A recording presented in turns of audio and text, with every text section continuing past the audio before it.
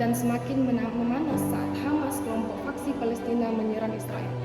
Assalamualaikum warahmatullahi wabarakatuh. Perkenalkan, nama saya Elza Tasari dengan NIM 2210109029 dari Prodi Komunikasi Penyiaran Islam.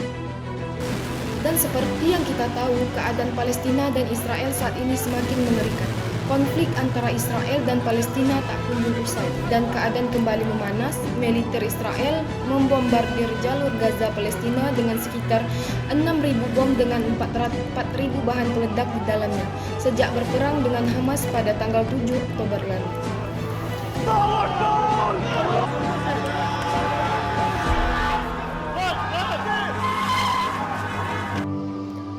Konflik antara Israel dan Palestina awal mulanya terjadi saat adanya upaya pencaplokan lahan oleh Israel yang membuat orang-orang Palestina terancam terusir dari lahan yang telah mereka tempati ratusan tahun sebelumnya. Konflik ini telah terjadi lebih dari 100 tahun, tepat pada tanggal 2 November 1917.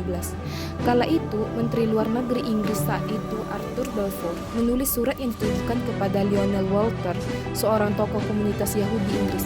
Surat tersebut memang singkat, hanya 67 kata, namun isinya memberikan dampak terhadap Palestina yang masih terasa hingga saat ini. Surat tersebut mengikat pemerintah Inggris untuk mendirikan rumah nasional bagi orang-orang Yahudi di Palestina dan memfasilitasi pencapaian tujuan ini. Surat tersebut dikenal dengan Deklarasi Balfour. Intinya, kekuatan Eropa menjanjikan gerakan Zionis sebuah negara di wilayah yang 90% penduduknya adalah penduduk asli Arab Palestina. Mandat Inggris dibentuk pada 1923 dan berlangsung hingga 1984. Selama periode tersebut, Inggris memfasilitasi migrasi massal orang Yahudi, di mana terjadi gelombang kedatangan yang cukup besar pasca gerakan Nazi di Eropa. Dalam gelombang migrasi ini, mereka menemui perlawanan dari warga Palestina. Warga Palestina khawatir dengan perubahan demokrasi negara mereka dan penyitaan tanah mereka oleh Inggris untuk diserahkan kepada pemukiman Yahudi. Dan dari kabar baru-baru ini, pada tanggal 7 Oktober 2023 lalu, kelompok militer Palestina yang dipimpin oleh Hamas melancarkan invasi dan serangan besar-besaran terhadap Israel dari jalur Gaza, menerobos tembok pembatas Gaza Israel dan memaksa masuk melalui penyeberangan perbatasan Gaza ke pemukiman terdekat dan instalasi militer Israel.